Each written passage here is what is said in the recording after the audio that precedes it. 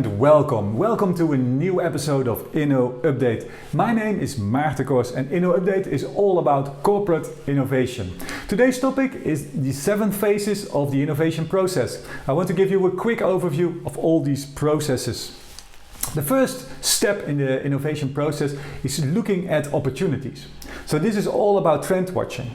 Trend watching in technology, but also trend watching in society, consumer trends. So keeping that all up to date to see where are the opportunities for your company. The second phase, which is very important, is all about the innovation strategy. So of course you have a strategy as an organization, as a company, as a corporate, but you also need to know, okay, at which level do we want to innovate? What is our innovation thesis? And there can be one innovation thesis for the whole company, but most of the time, especially when it's a larger company, you need more theses in the different business units, for example. And you need to decide, do we want to be ahead of the curve or do we want to be a quick follower? What is our innovation strategy? Very important. Then you need to start ideate. The ideation phase is all about inspiring your employees to get more ideas. But not only employees, it's also about getting ideas from suppliers. Looking at your competition, what are they doing?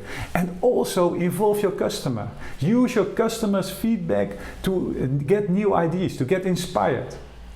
So if you have these ideas, then the next thing is this really a problem? Is my idea really solving a problem? So it's all about the problem fit. Does my idea have a fit with a current problem? And this is all about getting out of the building, looking at your customers, what is their behavior, talking to them in a way that they are really honest to you. And if you find this problem and you see it, then the next step is, okay, we have an idea, we have a problem, can we fit it? Is this the solution to the problem?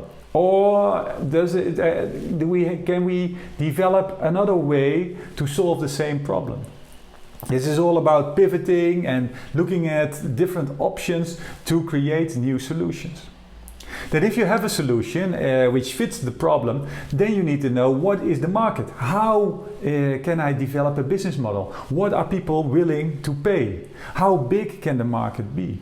And if you find this new market and a nice business model, then you can start with the last step in the process, which is all about scaling, all about growth hacking, putting your product and your services in the market and getting a growth. And if that's done, if it's a grow, then you can get it out of the innovation and into the regular business.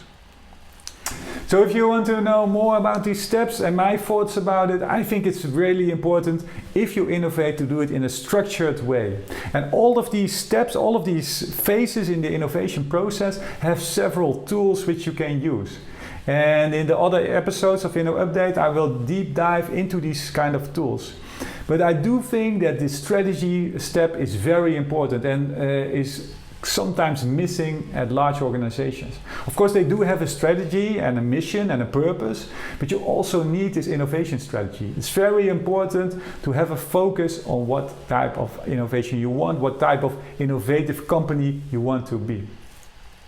So if you want to learn more, check out the show notes. There are a lot of links of all these topics and about this model. If you want to know more, you can also deep dive in other episodes of InnoUpdate. I talk about the ambidexterity of organizations. I will talk about the different processes, the different themes which I've mentioned today. So I hope to see you back with the next episode of InnoUpdate. And in the meantime, keep innovating.